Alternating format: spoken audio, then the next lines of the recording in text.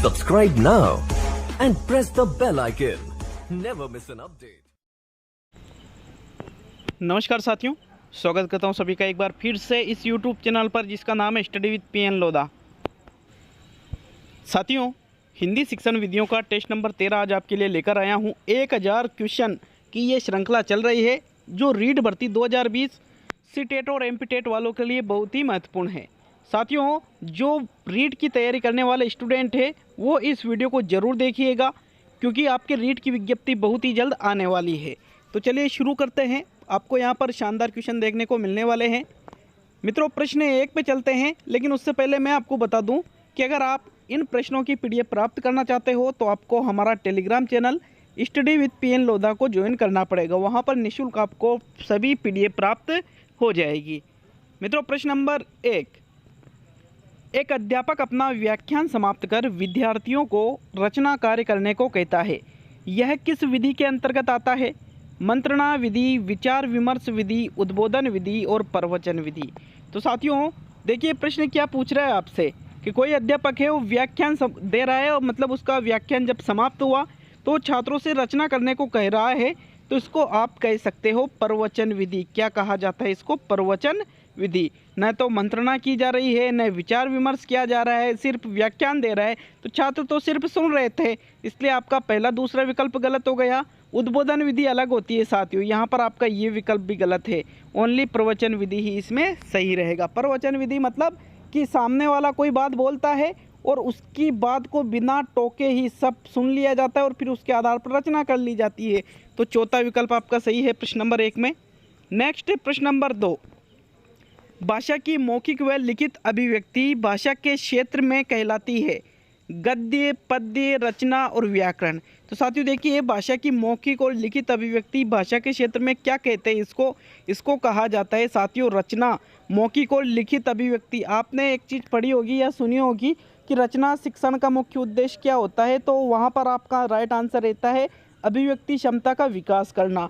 और अभिव्यक्ति क्षमता मौखिक और लिखित भी हो सकती है, तो ये रचना शिक्षण के अंतर्गत आ जाता है। इसलिए आपका विकल्प नंबर 3 ही यहाँ पर सही रहेगा प्रश्न नंबर 2 में। मित्रों, नेक्स्ट प्रश्न नंबर 3 देखेंगे। तीसरा प्रश्न है, प्राथमिक स्तर पर बच्चों की भाषा में रुचि का विकास करने के लिए उपयुक्त है। तो प्रश्न को अच्छे तरह से समझना है और आराम से इस प्रश्न का उत्तर दीजिएगा। हो सकता है ये प्रश्न आप गलत कर दो, इसलिए सोच समझकर ही उत्तर देना है साथियों। प्राथमिक स्तर मतलब PS स्तर की यहाँ पर बात की जा रही है। बच्चों को भाषा में रुचि का विकास करना है आपको, तो बच्चों को खड़े होकर पाठ्य पुस्तक पढ़वाओगे आप, बच्चों को मौखिक रूप से अधिक समझाओगे, बच्चों को व्याकरण का संपूर्ण ज्ञान दोगे और इनमें से कोई नहीं। तो साथियों देखिए, तीसरे विकल्प की बात करें तो ये गलत है। क्यों है गलत? क्योंकि प्राथमिक स्तर पर संपूर्ण व्याकरण का ज्ञान देने से कोई बालक में भाषा के प्रति रुचि का विकास होने वाला नहीं है। उच्च स्तर पर जब वो जाएगा तब उसको संपूर्ण व्याकरण का ज्ञान देना चाहिए। एक है बच्चों को खड़े होकर पाठ्य पुस्तक पढ़वाना, ये भी गलत हो जाता है। क्यों? क्योंकि छोटा तो बालक है, 5वीं तक का जो बालक है, 10-11 साल मैक्सिमम उसकी उम्र होती है। अब इसी स्तर पर आप प्रत्येक बालक को खड़ा करोगे, पाठ्य पुस्तक पढ़वाओगे, तो उसमें देखिए छोटा वाला को डर भी ज़्यादा लगता है। एक तो वैसे उसको जानता है, लेकिन अध्यापक की वजह से, वो डर की वजह से वो पढ़ नहीं पाता है। खड़े होकर पढ़वाओगे तो फिर और ज़्यादा दिक्कत हो जाएगी, इसलिए ये भी गलत हो जाता है। आपको अगर बच्चों में भाषा के प्रति रुचि का विकास करना है तो उनको मौखिक रूप से ज़्यादा समझाना चाहिए। इसलिए आपका यहाँ पर विकल्प नंबर 2 सही है साथियों प्रश्न नंबर 3 में। नेक्स्ट प्रश्न 4, निम्न में से कौन सी विधि प्रश्नोत्तर विधि है? व्याख्या विधि, खंडान्वय विधि, गीत विधि और अर्थबोध विधि। तो साथियों जो आपके यहाँ पर सीधा सा आंसर है, खंडान्वय विधि को प्रश्नोत्तर विधि के नाम से भी जाना जाता है। किस नाम से भी जाना जाता है? प्रश्नोत्तर विधि के नाम से भी आप इसको कह सकते हो। दूसरा विकल्प आपका यहाँ पर सही रहेगा प्रश्न नंबर 4 में। नेक्स्ट प्रश्न 5, पांचवा प्रश्न है, मुस्कुराकर किसी शब्द को स्पष्ट करना कहलाता है कि कोई छात्र है उसको किसी शब्द में ऐसा लगता है कठिनाई आ रही है समझने में, सीखने में, पढ़ने में या किसी अन्य चीज़ में। अब अध्यापक मुस्कुराकर उस चीज़ को स्पष्ट कर रहा है तो इसको क्या कहेंगे? अभिनय विधि, परिभाषा बनाकर, अर्थ विस्तार विधि और व्याख्या विधि। तो साथियों इसको कहा जाएगा यहाँ पर अभिनय विधि। किस नाम से जाना जाएगा इसको? अभिनय विधि के नाम से जाना जाएगा। आपका प्रथम विकल्प प्रश्न नंबर 5 में बिल्कुल सही है साथियों। नेक्स्ट देखिए, अगर डाउट हो तो कमेंट कर देना, लेकिन हालांकि इसमें प्रथम ही विकल्प सही है, कोई डाउट नहीं होना चाहिए, लेकिन फिर भी अगर डाउट हो तो कमेंट कर देना इसमें। नेक्स्ट प्रश्न नंबर 6 पे चलते हैं। निम्न में से गद्य शिक्षण के लिए सर्वोत्तम विधि कौन सी है? अर्थबोध विधि, व्याख्या विधि, प्रश्नोत्तर विधि और समीक्षा विधि। तो साथियों, मैंने जब आपको हिंदी शिक्षण की जो विधियां हैं उनको पढ़ाया था, तब वहाँ पर अच्छी तरह से बताया था कि गद्य शिक्षण की सर्वश्रेष्ठ या सर्वोत्तम विधि है अर्थबोध विधि या अर्थबोध प्रणाली, जिसको कहते हैं। आपका यहाँ पर प्रथम विकल्प सही है साथियों, याद रखिएगा, गद्य शिक्षण की बेस्ट विधि होती है अर्थबोध विधि या अर्थबोध प्रणाली। आपका प्रथम विकल्प प्रश्न नंबर 6 में सही है। नेक्स्ट प्रश्न 7 पे चलेंगे मित्रों। एनसीएफ 2005 ने बल दिया सैद्धांतिक शिक्षा पर, व्यावसायिक शिक्षा पर, क्रिया आधारित शिक्षा पर और इनमें से कोई नहीं। तो साथियों, एनसीएफ 2005 ने बल दिया है क्रिया आधारित शिक्षा पर, मतलब करके सीखना। इनका मूल मंत्र था, मूल सूत्र इन्होंने क्या दिया था? करके सीखना, जिसको आप क्रिया आधारित शिक्षा भी कहते हो। विकल्प 3 आपका प्रश्न नंबर 7 में बिल्कुल सही है साथियों। चलिए नेक्स्ट प्रश्न नंबर 8 देखते हैं मित्रों। 8वां प्रश्न है, किसी गद्यांश को कम शब्दों में लिखकर भी उसका मुख्य भाव या विचार बना रहे कहलाता है? पत्र, संक्षेपण, निबंध और कहानी। तो देखिए यहाँ पर प्रश्न क्या पूछ रहे हैं, कोई गद्यांश है उसको आप कम शब्दों में लिख रहे हो, लेकिन उसका जो मुख्य भाव या विचार है वो बना रहता है, तो उसको कहा जाता है संक्षेपण, संक्षिप्तीकरण भी जिसको आप कह सकते हो, या फिर इसको संक्षेपण भी कहा जाता है। मतलब उसका छोटा रूप कर दिया जाता है, लेकिन उसका भाव और विचार बना रहता है। जो उसका मुख्य भाव या विचार होता है उसमें कोई चेंजेज नहीं आता है। विकल्प दूसरा प्रश्न नंबर 8 में आपका बिल्कुल सही आंसर है साथियों।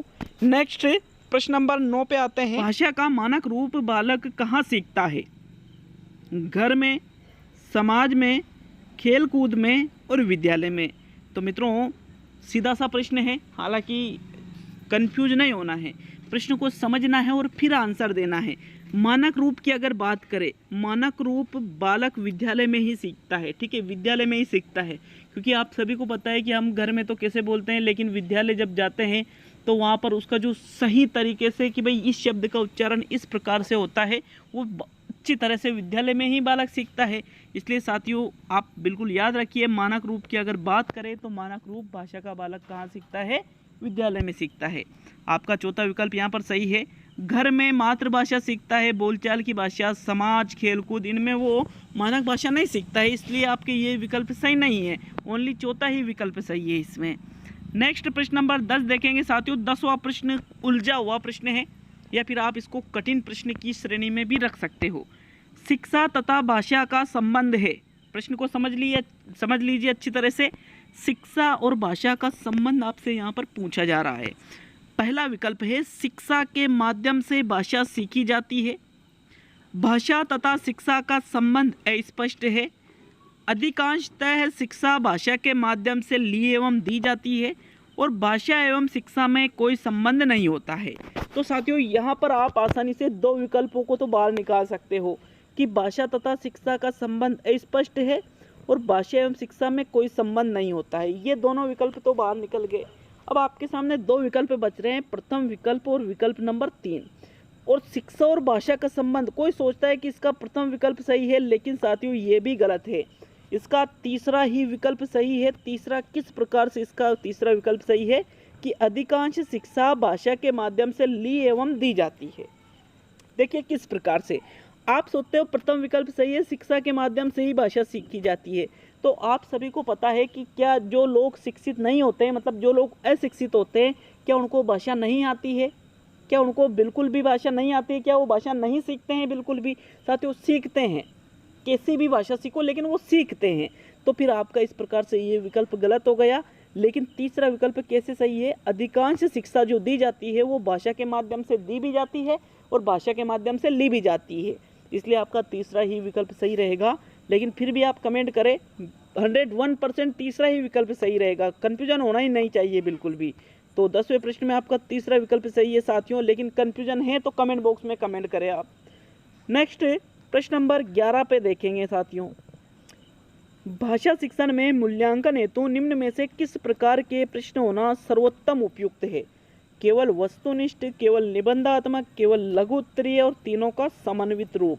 तो देखिए, भाषा शिक्षण में आप मूल्यांकन कर रहे हो बालक का, तो वहाँ पर सिर्फ वस्तुनिष्ठ, निबंधात्मक व लघु उत्तरीय एक तरह के प्रश्न नहीं होना चाहिए। सभी एक निश्चित अनुपात में सभी प्रकार के प्रश्न मूल्यांकन करते समय जो पेपर होता है उसमें होना चाहिए साथियों। इसलिए आपका जो चौथा विकल्प है तीनों का समन्वित रूप, वो बिल्कुल इसका सही आंसर है प्रश्न नंबर 11 में। नेक्स्ट प्रश्न नंबर 12, क्रियात्मक अनुसंधान का उद्देश्य होता है। क्रियात्मक अनुसंधान का उद्देश्य आपसे पूछा है, यहाँ पर विकल्पों को देखिए। नए तथ्यों व सिद्धांतों का निर्माण, कक्षा व विद्यालय की कार्य प्रणाली में सुधार लाना, जनता का सर्वे करना और क्रियाशीलता द्वारा शिक्षण अधिगम के सिद्धांत बनाना। तो मित्रों देखिए, मैं आपको बता दूं कि क्रियात्मक अनुसंधान जो किया जाता है वो सिर्फ कक्षा और विद्यालय की कार्य प्रणाली में सुधार लाने के लिए ही किया जाता है। इसमें कोई नए तथ्य और सिद्धांतों का निर्माण नहीं होता है, इसमें कोई जनता का सर्वे नहीं होता है, क्रियाशीलता और शिक्षण अधिगम के सिद्धांत नहीं बनाए जाते हैं। क्रियात्मक अनुसंधान तब किया जाता है जब विद्यालय में या कक्षा में कोई प्रॉब्लम, कोई समस्या आ जाती है और उस समस्या का समाधान करने हेतु, तुरंत समाधान करने हेतु जो रिसर्च किया जाता है उसको ही क्या कहते हैं? क्रियात्मक अनुसंधान। इस प्रकार आपका यहाँ पर दूसरा विकल्प सही है साथियों। नेक्स्ट प्रश्न नंबर 13 देखेंगे मित्रों। 13वां प्रश्न है, उपचारात्मक हिंदी शिक्षण हेतु निम्न में से कौन सा परीक्षण प्रयुक्त किया जाता है? मानदंड परीक्षण, उद्देश्य केंद्रित परीक्षण, निदानात्मक परीक्षण और इनमें से सभी। तो यहाँ पर आपसे प्रश्न क्या पूछ रहा है? उपचारात्मक हिंदी शिक्षण हेतु, ठीक है। तो साथियों आपको याद होना चाहिए कि उपचारात्मक शिक्षण के पहले या उपचारात्मक शिक्षण करने हेतु आपको निदानात्मक परीक्षण की जरूरत होती है। तो तीसरा विकल्प आपका सही है साथियों। निदानात्मक में क्या किया जाता है? सभी को पता होगा, कमजोरियां की पहचान की जाती है।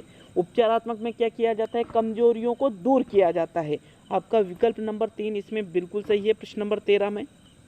नेक्स्ट प्रश्न नंबर 14, भाषा की कक्षा में यह अधिक जरूरी है कि भाषा की पाठ्य पुस्तक पर अधिक ध्यान दिया जाए, बच्चे मानक भाषा में ही बातचीत करें, भाषिक पृष्ठभूमि के आधार पर किसी को पीछे न छोड़ा जाए और बच्चों की अधिक से अधिक परीक्षाएं ली जाए। तो साथियों देखिए, यहाँ अधिक से अधिक परीक्षा ली जाए ये तो गलत हो गया। फिर मानक भाषा में, सिर्फ मानक भाषा में ही बातचीत करें ऐसा भी संभव नहीं है, ये भी गलत हो गया। भाषा की पाठ्य पुस्तक पर ही अधिक ध्यान दे, ये भी अधिक गलत, ये भी मतलब गलत हो सकता है, लेकिन इसको भी आप सही कर सकते हो। किंतु तीसरा जो विकल्प है, भाषिक पृष्ठभूमि के आधार पर किसी को पीछे न छोड़ा जाए, कि किसी बालक की जो भाषिक पृष्ठभूमि है, जिस भाषा को वो जानता है उसके आधार पर, ऐसा नहीं है कि ये तो इस भाषा को सीख ही नहीं सकता, इसके आधार पर उसको पीछे नहीं छोड़ा जा सकता है साथियों। इसलिए आपका जो बेस्ट आंसर है यहाँ पर तीसरा विकल्प आपका बेस्ट आंसर है। मित्रों आज का अंतिम प्रश्न नंबर 15 देखेंगे, लेकिन वीडियो को लाइक कर दीजिए और चैनल को आपको सब्सक्राइब करके हमें सपोर्ट जरूर करना है। आपका सपोर्ट मिलेगा तो हमारा मन लगेगा साथियों निःशुल्क सेवाएं देने में। अच्छा लगता है जब लोग हमसे जुड़ते हैं, आप जैसे लोग जुड़ते हो, आप जैसे लोग सक्सेस होते हो, और फिर उसका जो श्रेय कुछ ना कुछ तो हमारा भी जाता है। हालांकि मेहनत पूरी आपकी रहेगी, लेकिन आप अगर सक्सेस हो जाते हो, हमसे जुड़े रहते हो, तो हमें भी लगेगा कि हाँ यार हमारी मेहनत काम आई है। तो वीडियो को लाइक ज़रूर करें, शेयर कीजिए और चैनल को ज़रूर सब्सक्राइब करें। मित्रों प्रश्न नंबर 15 और आज का अंतिम प्रश्न देखेंगे। 7वीं कक्षा में पढ़ने वाली आशा कक्षा के सबसे पहले अपना कार्य समाप्त कर लेती है। एक बालिका है जिसका नाम आशा है, कक्षा 7 में पढ़ती है। कक्षा में कोई भी कार्य देते हैं उसको, तो सबसे पहले वो कार्य कर लेती है, पूरा कार्य कर लेती है समाप्त। हिंदी भाषा शिक्षक के रूप में आप क्या करेंगे? अब उसने समय से पहले कार्य कर लिया। आशा को दूसरे बच्चों के कार्य की जांच का एकमात्र अधिकारी बताएंगे, आशा की दूसरों से तुलना करेंगे, आशा से को उसकी पसंद का कार्य करने को कहेंगे और उपयुक्त सभी। तो साथियों दूसरा विकल्प तो बिल्कुल गलत हो गया। आशा की दूसरों से तुलना थोड़ी करेंगे, दूसरे से बच्चों से कहेंगे क्या, देखो इसने तो पूरा काम कर लिया, तुम क्या कर रहे हो, तुम्हें कुछ नहीं आता, ऐसा करेंगे? नहीं करेंगे, ये तो गलत हो गया। चौथा भी गलत हो गया। इस प्रकार अब आपका सामने प्रथम और तीसरा विकल्प है। अब देखिए, अगर आप आशा को दूसरे बच्चों के कार्य की जांच का एकमात्र अधिकारी बना देंगे तो हो सकता है आशा का उस तरफ ध्यान ज़्यादा चला जाए, उसका पढ़ाई से मन भटक जाए, या फिर हो सकता है कि जो अन्य जो बच्चे हैं उनके मन में हीन भावना उत्पन्न हो, इसलिए ये विकल्प भी गलत हो गया। आप आशा को उसकी पसंद का कार्य करने को कह सकते हो कि बेटा आपको कुछ और पढ़ना है तो आप पढ़ लीजिए जिसमें आपका मूड लगता है। तो मित्रों, इस प्रकार आपका विकल्प 3 यहाँ पर सही हो जाएगा। कमेंट करके जाए कैसा लगा टेस्ट पेपर, कितने प्रश्न सही हुए जरूर बता के जाए साथियों। बहुत बहुत धन्यवाद। तैयारी बिल्कुल अपनी लाइन पे लेकर आओ और जिस प्रकार एक हाईवे पे तेज गाड़ी चलती है बिल्कुल 80-90 की स्पीड में, उसी प्रकार अपनी तैयारी फुल स्पीड कर दो साथियों, क्योंकि यही आपके पास टाइम है। इस टाइम को अगर गवा दिया तो भविष्य में जाकर याद आएगी ये दिन आपको याद आएंगे, ये टाइम आपको याद आएगा साथियों। इसलिए तैयारी जरूर से जरूर जारी रखें और हमारी तरफ से आपको पूरा सपोर्ट मिलेगा, पूरा सहयोग मिलेगा साथियों। बहुत बहुत धन्यवाद। बहुत ही जल्द आपके लिए कुछ बहुत ही ज़्यादा विशेष आपके लिए लेकर आने वाला हूँ, तो उसका आपको वेट रहना चाहिए। कुछ अलग आपको मिलने वाला है जो आपकी तैयारी में 4 चांद लगा देगा, आपकी सफलता में एक आधार रहने वाली है वो चीज़। बहुत बहुत धन्यवाद मित्रों।